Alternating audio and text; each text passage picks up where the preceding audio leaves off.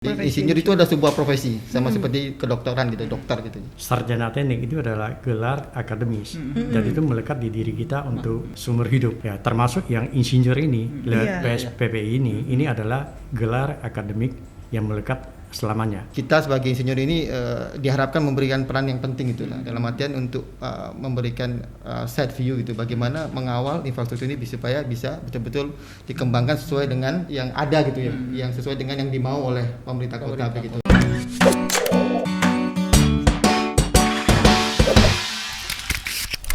Selamat sore Tribuners. Selamat sore. Ya, sore-sore ngopi-ngopi ya, bukan ngopi ya. Kita ngobrol-ngobrol santai lagi nih, santai, Bang Tommy. ya. Di sini ada Pak Mulia Pamadi. Betul, Pak? Betul.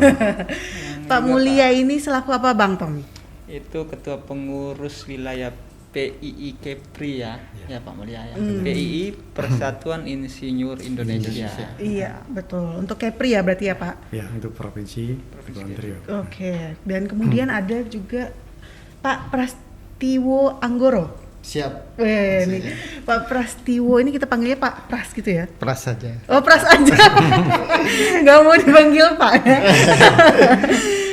Kalau Pak Pras ini ketua pengurus cabang PII Kota Batam. Nah, kalau dari Pak Mulia itu Kepri, Pak Pras Batamnya ya. ya.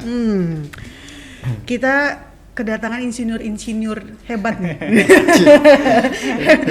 Ya, master. Iya.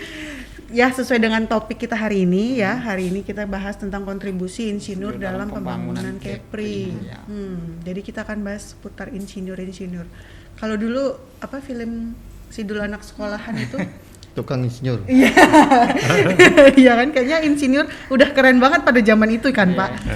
Nah, sebenarnya kalau insinyur sekarang dengan sarjana teknik itu sama nggak ya, Pak? Beda sih. Oh, beda ya, Pak. Jadi kalau insinyur itu sudah seperti S2-nya. Kalau sarjana teknik kan masih di sarjana S1-nya. Oke. Ya. Jadi untuk insinyur kita harus lewat satu proses, ya, yaitu bisa dua cara. Satu lewat studi, yaitu PSPPI, ya, atau lewat rekognisi pembelajaran lapau (RPL) gitu. Nah, jadi nanti di situ dari pengalaman kerja kita, ya, kita sampaikan dalam bentuk file lah. Ya, portofolio, lalu itu akan dinilai ya bahwa kita mempunyai skornya seperti apa. Kalau skornya di bawah 3.000 itu insinyur profesi pratama IPP. Kalau skornya 3.000 sampai 6.000 itu IPM. Kalau di atas itu IPU. IPM itu apa, Pak? IPM? Insinyur profesional Madya. Jadi Jadi ada pratama, ya? ada Madya, kemudian ada utama. Kayak di wartawan juga gitu. Iya. Emang Ada tingkatannya. Iya. itu tergantung dari portofolio. Dari skornya ya, dari portofolio kita, ya, kita ajukan ini hampir sama dengan perguruan tinggi bahwa kita ajukan boram ya untuk dinilai oleh Dikti, lalu kita dapat skornya. Tapi itu masih lewat satu proses lagi namanya assessment ya, atau uji kompetensi gitu. Jadi nanti dari skor itu diuji apakah kita memang yang kita sampaikan di portofolio itu benar ya, lalu memang memenuhi seperti yang diajukan itu. Kalau benar ya berarti kita memenuhi kompetensi itu. Untuk yang paling tingginya apa tadi? Insinyur IPU itu insinyur profesional utama. Mungkin Pak Mulia dan Pak Pras udah IPU. Beliau sebentar aja. Lalu kalau sarjana gimana, Pak? Itu sarjana. Jadi sarjana teknik ini. Ya, sarjana teknik kan itu lulusan kalau kita menempuh kuliah 160 SKS ya. Ya. Jadi 160. Iya, Masih ingat ya? Ya, sekitar 160 ya. Gitu. Jadi 4 tahun kita di bangku kuliah akademik ya. Jadi setelah lulus itu kan kita bergerak sarjana teknik, misalnya teknik sipil gitu ya. Jadi memang untuk menjadi seorang insinyur memang membutuhkan portofolio seperti yang Pak Mulya tadi katakan. Jadi untuk syaratnya PSPPI itu ya, yang program studi, program profesi insinyur. Profesi insinyur jadi namanya sekarang menjadi profesi insinyur. Jadi insinyur itu adalah sebuah profesi sama seperti kedokteran gitu, dokter gitu. Jadi memang 2 tahun diperlukan pengalaman dulu, baru sang sarjana teknik itu bisa mengambil PSPPI gitu. Begitu. PSPPI itu apa Bang PSPPI? Program studi, program profesi insinyur. Jadi profesinya Bang. Jadi profesi insinyur itu udah menjadi satu profesi. Oh, profesi. Iya, gitu. Siap. Jadi kalau dulu insinyur itu lulus kuliah insinyur ya Pak ya? Atau Dulu IR kan? Kalau dulu kan ada sarjana muda misalnya Bachelor of Engineer, lalu sarjana lengkap.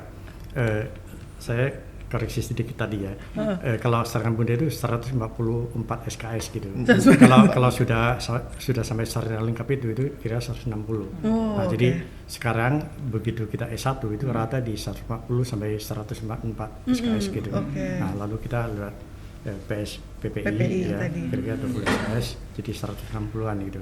Nah, lalu ini ada satu hal yang menarik adalah bahwa sarjana teknik itu adalah gelar akademis dan itu melekat di diri kita untuk seumur hidup. Iya benar. Ya, termasuk yang insinyur ini, PSPPI ini adalah gelar akademik yang melekat selamanya. Nah, beda dengan tadi yang saya sampaikan ada IPP, IPM dan IPU. Itu adalah gelar kompetensi. Ya. Nah, jadi kalau namanya kompetensi itu ada masa berlaku. Nah, jadi kita harus selalu melakukan upgrading pada saat sudah selesai waktunya. Berarti kalau tadi dia skornya masih di itu, dia bisa naik lagi gitu ya? Iya. Ya. Oke. Siap. Kita baru paham nih. Kita baru paham insinyur. Jadi kedua-duanya adalah gelar, boleh kita pasang di nama kita. Nah, hanya bedanya yang satu gelar akademik itu bisa pakai selamanya. Nah, tapi kalau yang gelar profesional ini kalau kita tidak upgrading itu setelah 3 tahun tidak boleh dipakai lagi.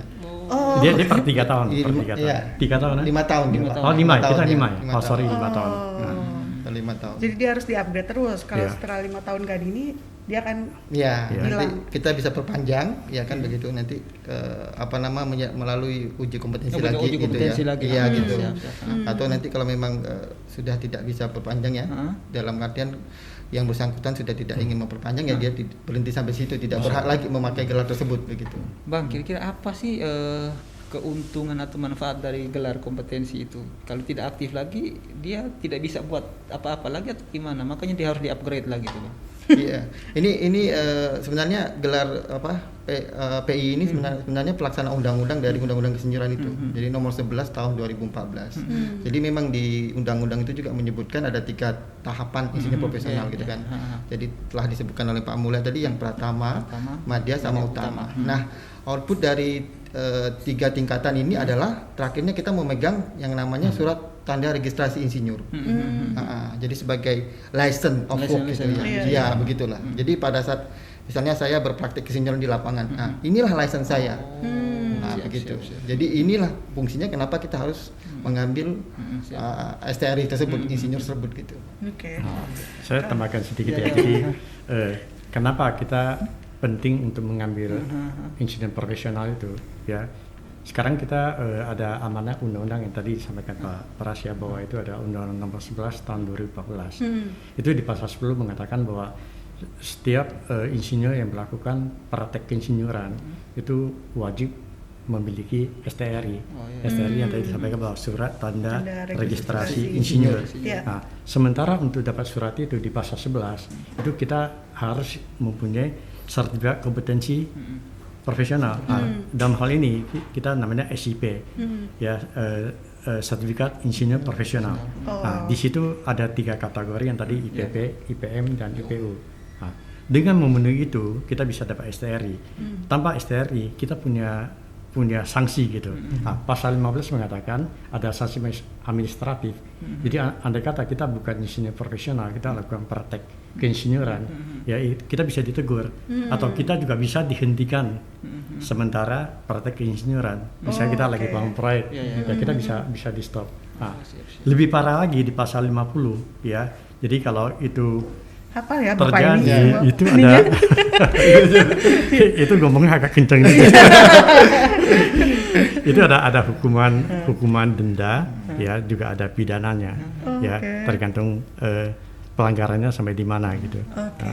Ya, Siap. jadi Makasih. Pasal-pasal Iya, tuh iya, sampai iya, banyak rupanya. Ini kalau misalnya kita tanya PII kan ya Pak, Persatuan Insinyur Indonesia. Ini sebenarnya kegiatan atau maksudnya ini organisasi apa sih sebenarnya Pak? ya, jadi tahun 52 itu hanya berupa sebuah seperti paguyuban, wadah berhimpun insinyur. Berarti ini sudah dari tahun 52. ya. Oke. Lalu itu berkembang ya dari waktu ke waktu ya, kalau saya tidak salah waktu zamannya Pak Abu Rizal Bakri ya, lalu beliau jadi ketua umum, kemudian beliau melihat perkembangan yang di Australia ya, bahwa negara pemerintah ikut bagian di dalam keinsinyuran ini Oke. ya. Nah, lalu kita baru mulai di Undang-Undang 11 2015 ya. Perjuangan cukup lama, lalu sekarang sudah masuk ke amanah undang-undang gitu. Nah, jadi dengan keinsinyuran ini artinya kita sekarang beda gitu ya, kita mempunyai satu posisi di mana insinyur ini sudah menjadi perhatian dari negara gitu ya, untuk didorong supaya kita bisa berkompetisi dengan luar ya, karena ini kan ada namanya kesetaraan ya. Ya, kita ingat bahwa 2015 ya, 2010 ya, itu MEA kan, masyarakat ekonomi ASEAN ya. MEA. Nah, di situ kan dimungkinkan ada 5 item ya, salah satunya kan berkaitan dengan people, artinya ada kebebasan pertukaran dari orang gitu. Nah, kalau pertukaran dari orang artinya insinyur-insinyur dari negara tetangga di ASEAN itu bisa bebas masuk ke Indonesia. Nah, tapi itu juga ada aturannya, ada namanya MRA ya, Mutual Recognition Agreement. Nah, lalu disitulah ada penyetaraan namanya ASEAN Eng ya. ASEAN, beliau juga sudah ASEAN Eng ya. Bahkan sebelum APEC ya. ACPE. ACPE ya. ASEAN Chartered Professional Engineer. Nah, jadi dengan demikian kita bisa melakukan praktek keinsinyuran di negara tetangga Di gitu. negara, ya, Nah, jadi jangan sampai kita jadi penonton ya pada saat kondisi seperti ini, nanti insinyur dari ASEAN masuk ke kita sendiri tidak bisa melakukan apa untuk keluar gitu. Nah, Kalau untuk di Kepri ya? Iya, Di Kepri. Kepri sejak kapan Pak? Di Kepri lalu ke Batamnya itu terbentuk sejak kapan itu? Nah, kalau untuk Kepri waktu 2005 ya, Pak 2005. Ketua ya, beliau 2005 waktu ya? sempat menjadi fungsionaris dari Kepri gitu. Sedangkan untuk Batam sih memang sebenarnya mengikuti gitu. Kita tahu sendiri kan Batam ini yang merupakan kabupaten ya, kota madya terbesar yang ada di Provinsi Kepulauan Riau. Nah, untuk kepengurusan saya sendiri, ya kan, kepengurusan saya sendiri itu tahun 2019. 2019 saya sudah terpilih menjadi ketua gitu ya. Tapi sebelumnya di tahun, seingat saya sudah ikut PI itu dari tahun 2015. 2015 itu sudah ada. Di Batam juga? Di Batam juga. Di Batam sudah ada. Gitu. Tapi kalau untuk misalnya nih saya baru sarjana tadi ya, sarjana teknik ya, dia sudah bisa ikut PI ini kah atau memang Atau anggotanya yang khusus yang tadi insinyur bilang, oh kami nggak boleh. insinyur apa tadi yang insur tekniknya madya nggak- kayak gitu-gitu gimana? atau gimana nih Pak? Iya. Jadi di PI ada tingkatan dia, ada anggota Oke. pemula, ya, ada anggota biasa, terus ada anggota luar biasa dan anggota kehormatan. Gitu. Ya, jadi untuk rekan-rekan yang sarjana teknik itu fresh graduate itu bisa menjadi masuk sebagai anggota biasa. Jadi nanti setelah mengikuti PSPPI gitu ya, nanti dia bisa naik menjadi anggota biasa. Nah, tadi menarik yang dikatakan oleh Pak Mulia ya kan. Jadi kita ada namanya anggota luar biasa. Ya, anggota luar biasa itu adalah sarjana-sarjana yang datang dari luar negeri tapi bekerja di Indonesia gitu ya. Jadi terus disetarakan gitu, ada MRA-nya gitu. Nah, itulah masuk ke dalam anggota luar biasa gitu. Jadi itu menjadi database penting nanti. Kita mengetahui seberapa banyak apa insinyur asing yang akan bekerja di Indonesia begitu. Memang kadang insinyur dari luar bisa bergabung dan berkomunikasi dengan PII juga. Iya, Bang? Oh, iya. gitu. Di salah satu petambang asal saya Vale ya situ ya. Situ kan ada insinyur asing ya, dan itu juga terregister ke PI sebelum dia melakukan praktek kesinnyuran. Karena memang amanat undang-undang seperti itu juga gitu. Ya. Kalau anggotanya sekarang Anggota udah berapa Bang sekarang Bang? kalau untuk Kepri ya 400 lebih. Batam 400 ya. ya 400 lebih. Batam sini sudah 414 14. ya, di Tanjung Pinang 30-an lah, 28. Lalu di Karimun dan di Bintan itu di bawah 10 lah. Kemudian masih ada 2 PC yang lain masih 0 gitu. Ini adalah data terakhir di Januari 2000 ini. Lalu kita sebenarnya kan ada 7 daerah ya, kota dan kabupaten. Ada 2 kota untuk Kepri ya, 2 kota dan 5 kabupaten. Nah, sekarang kami baru terbentuk hanya 6, masih kurang 1, yaitu PKP. Lingga, Ya, Kabupaten Lingga belum, Lingga. ya. Nah, jadi ini menjadi PR kita lah, Siap. ya di masa bakti saya ya, saya usahakan nanti ini kita lengkapi gitu. Natuna juga sudah Pak? Natuna sudah, Oh, sudah Natuna Anambas sudah. Oh, Cuman oke. belum ada anggota. Nah, ini juga tantangan buat kita kan, bagaimana nanti kita bekerja sama dengan ketua PC-nya ya, untuk bagaimana memotivasi supaya insinyur sana ikut bergabung di PI gitu. Nah, Pak, lalu kira-kira apa sih tujuannya masuk anggota tuh masuk dalam PEI sendiri gitu? Apakah tidak lebih baik berkreasi sendiri gitu, atau apa tujuan atau keutamaan dia, manfaat dia untuk masuk ke PII sendiri? Apa manfaatnya gitu? Ya, jadi saya mengutip narasi yang disampaikan oleh ketua umum kita ya, ketua umum PI. Jadi sebelum undang-undang itu muncul tahun 2014 itu insinyur-insinyur itu bekerja secara individual. Gitu. Tidak ada satu wadah yang legalnya secara undang-undang gitu. Nah, tadi setelah 2014 bahkan tahun kemarin di 2019 itu sudah muncul peraturan pemerintahnya. Jadi turunan dari undang-undang itu sudah ada gitu mengenai keinsinyuran gitu. Jadi di situ memang diamanatkan PI untuk membuat database gitu, database keinsinyuran gitu. Nah, tadi Pak Mulya sempat menyebutkan anggota di Batam 400-an gitu. Nah, database terbesar memang keanggotaan kita tuh ada di BK itu Badan Kejuruan Teknik Sipil. Badan Teknik Sipil itu sekitar 36% dari jumlah anggota kita yang ada 400-an begitu. Nah, data ini menjadi penting gitu. Kenapa menjadi penting? Dengan ini kita mengetahui sejauh mana kompetensi dan skill-skill apa aja yang ada di PI tersebut gitu. Ya, bahkan terakhir saya cek di database kami di Batam sendiri ada 16 badan kejuruan yang sudah ada anggotanya begitu. Jadi teknik fisika pun sudah ada, insinyur fisika di Batam, insinyur kimia juga sudah ada, insinyur pertambangan juga sudah ada di Batam gitu. Nah, ini database ini menjadi penting begitu. Iya. Iya, berarti maksudnya mengapa mereka harus ikut ke PI gitu Pak? Sebenarnya mengapa mereka yang maksudnya sarjana-sarjana pemula ini juga harus bergabung sama PI? Apakah memang nanti ada jejaringnya atau segala macamnya? Atau lebih mudah mendapatkan proyek Iya, gitu atau gimana Bang? Lebih mudah mendapatkan itu. proyek. Jadi teknisnya kan kayak gitu kan, Bang. Daripada Jadi- masuk ke PI tapi tak dapat apa-apa, ya kita hanya masuk aja organisasi Yang biasa aja. di gimana awal gitu kan ya? kita sudah membahas itu ya, bahwa ini kita sekarang kan ada amanah Undang-Undang 11 2014 Iya. ya. Jadi kenapa harus masuk PI? Salah satu dia legitimasi. Jadi kalau kita tidak masuk di PI, kita tidak ambil SIP ya, insinyur profesional, dan tidak ada STRI, kita nggak bisa praktek keinsinyuran. Jadi kalau Mas Tommy adalah insinyur ya, sarjana teknik ya, lalu tidak melakukan registrasi untuk mendapatkan STRI, Mas Tommy lakukan praktek, itu sebetulnya suatu saat Ilegal bisa dipermasalahkan ya. Arah ke ilegal. Oke. Oh gini Pak, lalu ini masih berhubungan juga nih ya. Ya selama ini apa yang dilakukan PI? Kegiatannya lah ya. Kegiatannya Iya. selama ini. Itu ada hubungan dengan tujuan. Tadi saya tambahkan sedikit ya. Kalau kita bicara PI itu tujuannya ada di ADRT, yaitu di pasal 4 itu. Yang pertama yang disampaikan oleh Pak Pras tadi, database. Ya, jadi kami di PI mempunyai satu keinginan kuat untuk mempersatukan semua insinyur yang ada di Indonesia. Ya, kalau kita di Kepri ya kita bicara Kepri lah ya.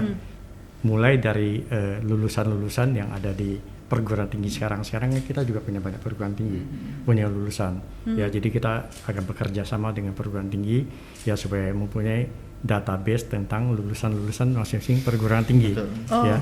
Yang kedua, Batam kan tidak hanya insinyur yang sarjana teknik yang lulusan dari perguruan tinggi Batam aja, tapi kan juga dari luar. Sehingga kami juga bekerja sama dengan ikatan alumni, ya kan banyak kan ada ikatan alumni UI, ITB dan sebagainya. Jadi kita juga berusaha untuk bekerja sama, berkolaborasi dengan mereka sehingga kita punya data itu. Kemudian kita juga dengan industri, ya industri juga punya data-data pekerja. Kadang-kadang seperti perkapalan itu punya insinyur maritim yang sangat spesifik gitu. Jadi kita juga pengen dapatkan data-data itu. Intinya adalah database ini supaya kita juga bisa memberikan informasi pada pemerintah ya bahwa begini loh komposisi kita, ya berapa jumlahnya, keahlian mereka di mana, lalu mereka ada di mana, di pulau mana gitu. Lalu itu menjadi sebuah kekuatan kita untuk berkompetisi dengan luar gitu. Paham. Maksudnya untuk tahu udah sampai mana sih batas-batas dari yang sarjana-sarjana kita, atau memang insinyur-insinyur kita ini sampai di mana gitu ya Pak ya? Jadi bisa bersaing pandangan lah ya dengan luar. gitu. Ini baru satu. Masih mau dengar yang lain. Masih ada yang kedua. Yang kedua tadi yang disampaikan oleh Pak Pras juga ya bahwa kita kan ingin bahwa sarjana teknik apa beda sarjana teknik dengan insinyur kan tadi kan. Itu di kedua. Jadi kita harus berusaha untuk membimbing yang membantu sarjana teknik ini sampai kesetaraan dengan profesional. Ya jadi di situ ada proses yang kita lakukan. Itu tugas terutama dari ketua dari cabang. Karena kami di wilayah tidak punya anggota. Anggota itu semua ada di cabang. Lalu PR beliau lumayan besar, tapi kita bekerja sama yang mulai pusat, wilayah dan cabang gitu ya. Bagaimana insinyur yang ada di sini, saya kembali ke insinyur yang itu ya, itu Indonesia ya waktu 5 tahun yang lalu kan jumlah populasi kira-kira 250 juta, insinyur kita kira-kira di 750.000 lah. Sekarang penduduk kita udah 268 juta, insinyur kita kira 800.000 lah. Jadi kita punya koefisien ya kurang lebih 0,3% ya atau 3 per mil. Artinya dalam 1 juta penduduk kita itu kira-kira ada 3.000 lah insinyur. Terakhir waktu kami berkesempatan beraudiensi ya dengan Pak Gup ya, beliau menyampaikan bahwa populasi di Kepulauan Seribu kurang lebih 3 juta. Kalau 3 juta dengan indeks keinsinyuran yang 0,3%, kira-kira kita punya 9.000 ya sarjana teknik lah, sarjana teknik di sini. Lalu orang-orang ini ada di mana? Ya sementara di data kami kan tadi saya sampaikan 500-an aja. Jadi ini PR buat kita. Ya kan banyak juga yang mungkin tidak tahu PI ini ya. Jadi sekarang kita mulai sosialisasi dan kita terima kasih sama Tribun. Ya Tripod ya. Karena melalui wadah ini kan minimal kita bisa sosialisasi bahwa ini ada loh PI di sini.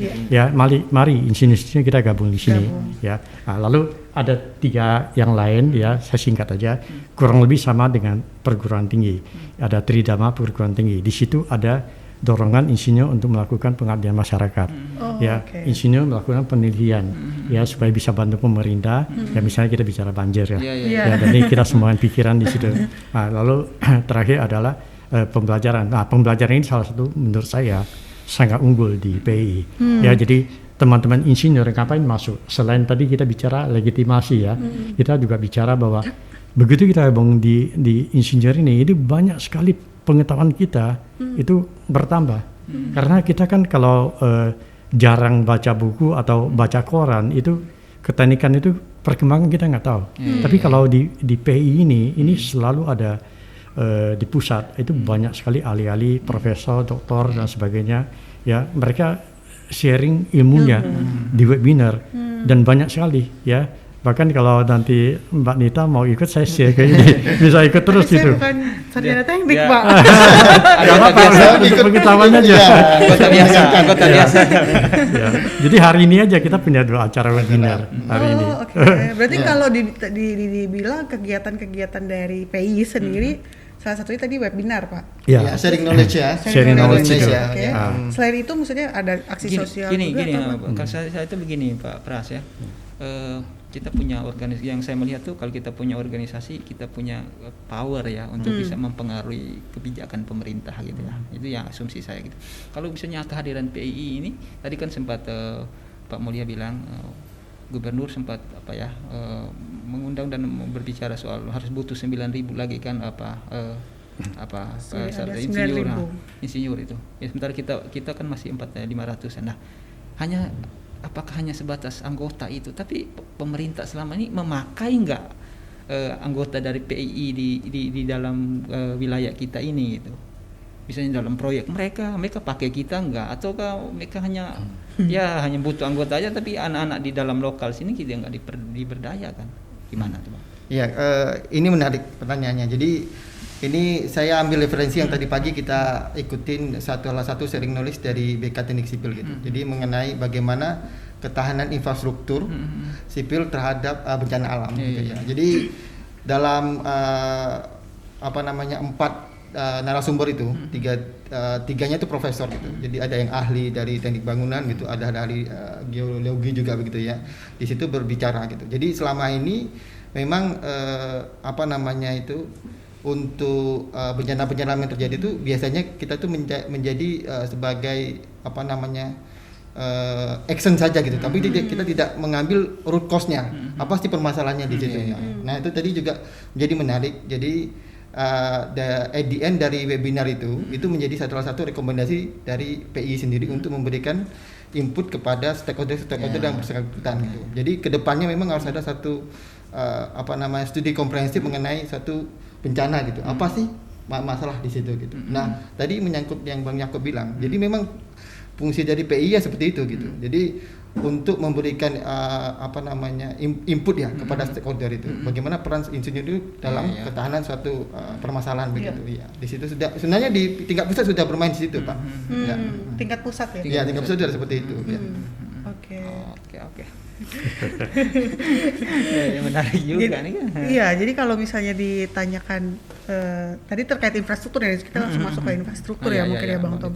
Kalau mungkin yang akhir-akhir ini terjadi kan mungkin banjir atau hal-hal lain lah ya Bang, misalnya jembatan bisa jembatan masuk ya. Nah, apakah memang itu yang sekarang maksudnya banjir mungkin drainasenya yang nggak betul atau memang jembatan strukturnya yang nggak betul? Nah, apakah memang itu ada si dosa insinyur? Kalau dosa dia jawab. Berarti nggak bisa aja. Gini Bang, sebelum masuk ke situ, kita tanya dulu apakah sistem drainase atau jembatan yang ada di daerah-daerah sini yang akhirnya menyebabkan seperti itu itu termasuk peran insinyur di lokal betul. Ini di situ atau belum sama sekali dipakai insinyur dari luar gitu Bang? Jadi untuk ketahanan infrastruktur sendiri itu memang banyak metodologi yang harus dilihat ya secara utuh ya. Bagaimana pengembangan satu kota itu untuk untuk mengalami satu kemajuan. Jadi kita tidak bisa mendina ya. Saya tinggal di Batu Besar itu dulu hutan, bukit itu hutan. Sekarang sudah ada pembangunan apapun itu gitu kan. Jadi tentu saja dengan pembangunan itu akan mengurangi daerah tangkapan air itu sudah menjadi tidak kita bisa deny ya, tidak bisa kita acuhkan gitu. Tetapi di satu sisi seorang insinyur harus melihat secara utuh gitu, bagaimana mendesain ya kan mungkin saluran air yang ada di situ supaya mengalir ke reservoir sehingga tidak menyebabkan satu kebanjiran. Iya, seperti itu memang. Nah, makanya di PI itu memang waktu kita masuk ke PI nanti sebagai anggota kita harus mengikuti kode etik gitu. Ada kode etiknya di PI. Nah, kode etik itu yang akan menjadi pagar kita. Bagaimana kita melakukan praktek kesinnyuran gitu. Bagaimana kita betul-betul menegakkan suatu kaidah-kaidah yang secara baik dan benar begitu. Ada standarisasinya lah begitu. Di situ. Jadi dengan standar itu seorang insinyur akan melakukan hal-hal yang benar-benar sesuai dengan keahliannya, background yang dia miliki begitu. Mungkin kalau ada insinyur yang nakal mungkin dia tidak ikut PI Bang Tom. saya tambahkan sedikit ya. Jadi sebetulnya insinyur atau sarjana teknik mereka kan sudah dibekali dengan ilmu pengetahuan ya dan teknologi yang memadai lah. Jadi artinya kita ambil contoh lah yang sederhana, tapi ini agak teknis ya. Sebetulnya pada saat mereka mengajukan izin fatwa planologi maupun IMB itu sudah ada perhitungannya, dan selain mereka konsultan menghitung itu atau insinyur melakukan itu juga diperiksa oleh pejabat terkait gitu. Nah, umumnya ini sudah mulai satu proses yang benar. Jadi curah hujan di Batam berapa, lalu itu akan mengalir dengan saluran ukuran berapa di hulu sampai ke hilir, ya lalu masuk ke saluran existing. Itu umumnya tidak masalah, ya. Seringkali ada masalah muncul di perumahan. Sebenarnya kalau banjir itu kebanyakan bukan karena perumahan itu sendiri. Ada pun kadang-kadang karena RT-nya tidak melakukan pembersihan saluran dan sebagainya. Jadi sumbat sana sumbat sini itu bisa terjadi. Jadi bukan kita mau belain insinyur ya, tapi memang kenyataannya seperti itu karena itu bisa dipertanggungjawabkan. Lalu yang kedua, seringkali juga di jalan itu banjir, ya, atau di perumahan harusnya saluran mereka cukup, tapi kok banjir? Karena kiriman air. Ya, jadi satu tempat bisa mengirim air ke tempat yang lain, ya. Nah, lalu seperti itu timbullah kelebihan debit air masuk di situ. Nah, kan kita hitung kan sesuai dengan curah hujan di Indonesia kurang lebih 200 mili per tahun gitu. Nah, lalu itu sebetulnya sudah ada safety, dibikin 2 kali lipat lebih besar untuk tampungan air itu.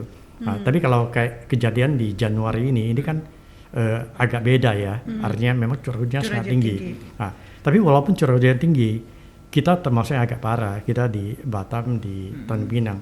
Singapura banjir tapi tidak seserius itu. Jadi artinya tetap ada satu hal ya berkaitan dengan desain yang bagus, pemeliharaan yang bagus itu mempengaruhi. Nah, mungkin kita di desain itu sebenarnya tidak terlalu salah ya, tapi di pemeliharaan kita agak lemah ya, sehingga gorong-gorong sana mampet dan sebagainya, pembuangan air juga bisa terganggu. Nah, jadi ini butuh kerjasama bersama. Tadi yang disampaikan Pak Pras ada satu hal yang menarik adalah bahwa sebenarnya insinyur itu juga tidak ingin bahwa ada hal-hal begitu lalu dilakukan pembiaran ya. Lalu seperti ya kita ambil contoh tahun ini kan banyak kejadian di Pekalongan, di Brebes itu juga ada jembatan yang roboh. Lalu kita juga banyak tanah longsor.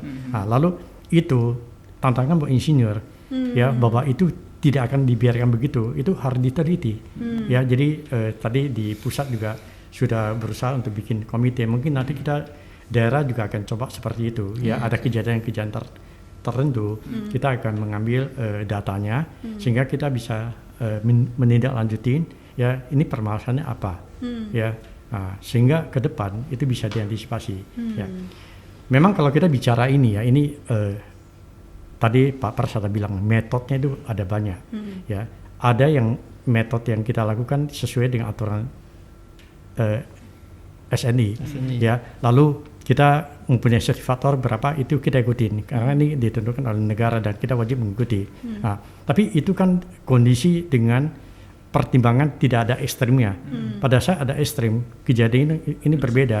Nah, lalu ekstrim ini mau nggak kita masukin? Ini kan jadi costnya bisa jadi mahal. Jadi artinya di daerah situ tidak ada gempa, tapi kita memprediksi 5 tahun ke depan ada gempa. Bangunan kita bikin kokoh sekali, kan costnya jadi tinggi. Nah, jadi ini memang pilihan gitu. Pilihan ya, kadang-kadang sekarang ini ada 2-3 metode yang lain.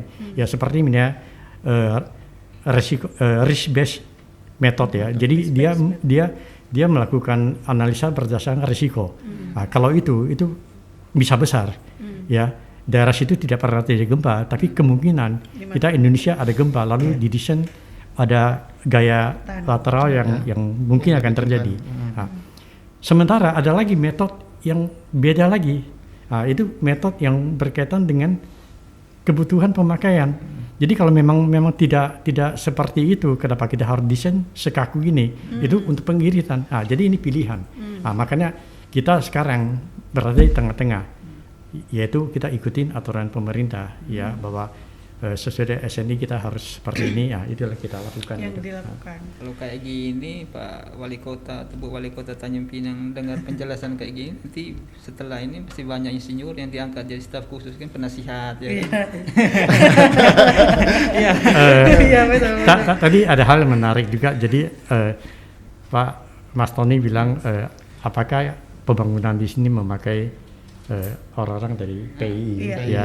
Ya sebetulnya semua insinyur itu bagian dari PI. Hanya saja mereka belum daftar di PI ya, lalu ini kewajiban kami lah untuk ini. Makanya sekali lagi saya terima kasih pada Freeport ya, dengan wadah ini mungkin kita bisa mensosialisasikan bahwa PI ada di Batam, ada di Kepri ya, ada kemudahan untuk kita bergabung ya. Lalu di situ ada banyak hal yang bisa ini ya, seperti ID lah ya. Kalau kita bicara ID dokter itu bisa aja dia tidak masuk, dia kan wajib ya, harusnya masuk gitu ya. Lalu di situ ada naungan dan pembimbingan dan sebagainya gitu ya. Jadi kesempatan ini kita menghimbau pada isi-isinya yang tersebar ya di Kepri ya. Ayo mari kita bergabung ya, kita bangun Kepri bersama gitu ya. Untuk rencana ke depan, maksudnya PI ke depan ini Pak, target ya, mungkin target rencana dari PI bersama pemerintah lah untuk membangun perekonomian Batam.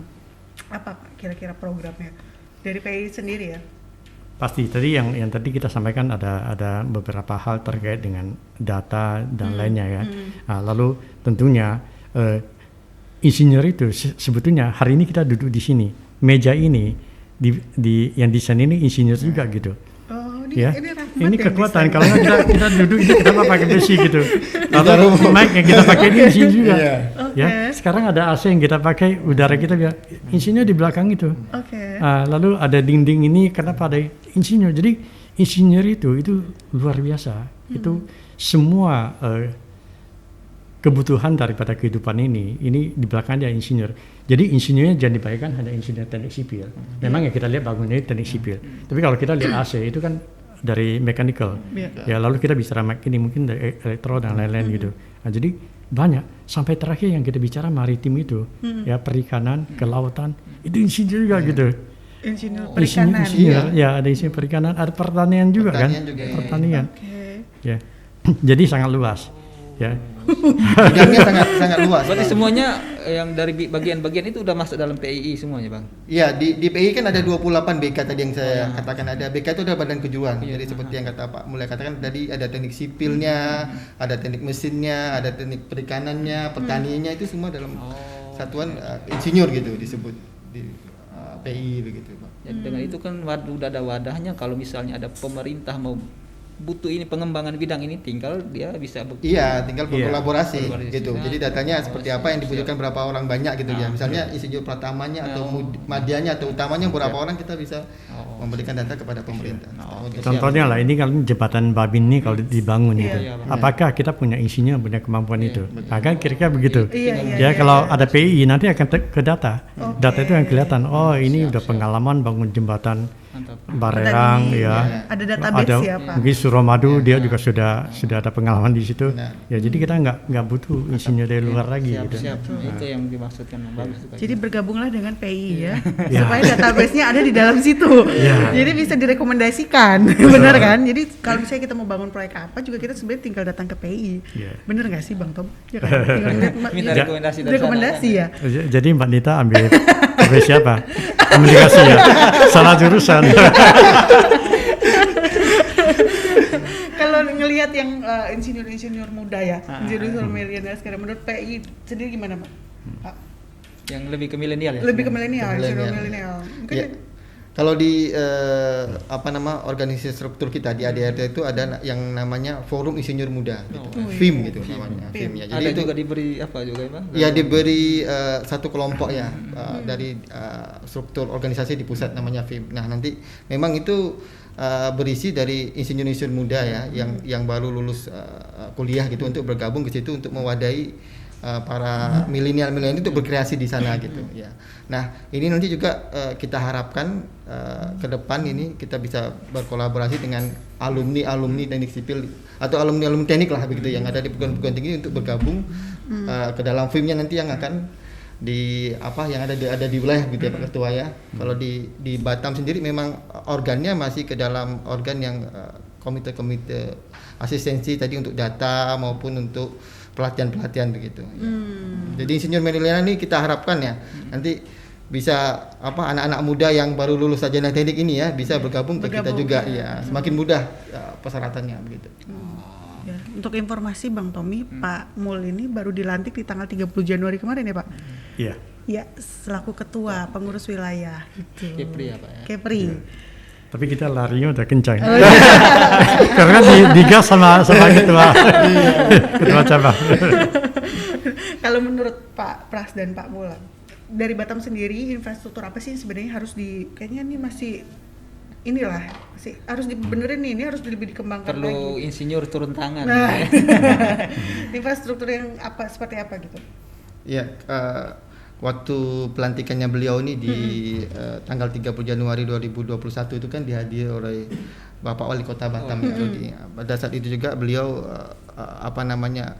memberikan kita data-data gitu ya Pak Ketua ya, berapa banyak infrastruktur yang akan dibangun di tahun-tahun ke depan yang ada di Kota Batam ini. Jadi secara overall memang konsep dari pemerintah kota itu sudah bagus untuk membangun Kota Batam ini menjadi lebih baik secara infrastruktur begitu ya. Nah, tentu saja memang kita sebagai insinyur ini diharapkan memberikan peran yang penting gitu lah, dalam artian untuk memberikan side view gitu, bagaimana mengawal infrastruktur ini supaya bisa betul-betul dikembangkan sesuai dengan yang ada gitu ya, yang sesuai dengan yang dimau oleh pemerintah kota begitu. Nah, disinilah nanti kita juga meminta kepada Pak Ketua Wilayah Kepri ini untuk selalu membimbing PI Cabang Batam gitu ya, untuk ke arah kemana, karena kita Sama-sama. karena kita memang kebetulan Batam ini memang isinya masih yang seumuran saya gitu, yang masih yang muda-muda begitu lah, yang masih bisa energik gitu. Jadi kita adalah sebagai perangkat nanti dari wilayah untuk menggerakkan ini PI di Batam begitu. Ya, mungkin Pak Muda bisa menambahkan yang Ini masih muda ya, ini udah tua. Ya, jadi kalau kita lihat sebenarnya Batam ini dari sisi infrastruktur itu termasuk baik gitu. Mulai dari perencanaan Prof Habibie di awal ya, sampai sekarang pembangunan apalagi dengan Pak Rudi juga luar biasa ya. Concernnya terhadap infrastruktur, bahkan jalan-jalan kan mau dibikin semua 5 jalur gitu. Ya, jadi saya pikir kita baik gitu untuk infrastruktur di Batam. Ya memang ada sedikit titik lemah adalah kita masih banjir. Masih ada banjir. Nah, jadi ini Pak Wali juga sangat concern ya bahwa ini butuh satu terobosan juga ya. Jadi apa yang harus kita lakukan supaya kita tidak banjir. Nah, ini juga PR buat kami lah. Ya kami juga sudah berkoordinasi dengan pusat ya yang ahli di bidang itu. Ya nanti untuk kita saling sharing ya, nanti kita beri masukan pada Pak Wali gitu. Nah, itulah salah satu peran kita ya, saling mengisi gitu. Selain yang itu yang tadi Bapak sebutkan, jalan juga masalah banjir yang saat ini juga sempat jadi masalah yang belum saya kira belum tuntas, itu masalah air. Itu bisa ditangani insinyur nggak tuh? Sistem pengelolaan air ini nggak Pak? Bisa nggak itu ya? Wah, ini agak sedikit sensitif ini ya. Karena ini kan dari pergantian dari satu perusahaan ke perusahaan lain. Gini Pak, maksudnya gini. Di Batam ini kan tidak semua masyarakat tuh dapat air gitu. Sistemnya itu yang tadi kelola seperti apa ya, tetapi banyak yang misalnya di ujung-ujung itu nggak bisa dapat air, bahkan dari satu perusahaan ganti ke perusahaan yang lain tetap sama aja gitu. Apakah salah dari pengelolaan perusahaan? Tapi saya tidak mempersoalkan itu, saya hanya mau melihatnya apakah itu bisa ditangani oleh insinyur atau insinyur punya konsep yang sedemikian sehingga semua masyarakat Batam itu masih bisa dapat air walaupun sampai ke pelosok-pelosok sekalipun gitu. Ya, jadi penilaian itu kan tergantung dari orang lihat dari kacamata mana ya. Ya, saya tidak sebut PT-nya ya, tapi maksudnya yang pengelola lama itu sering dapat penghargaan loh.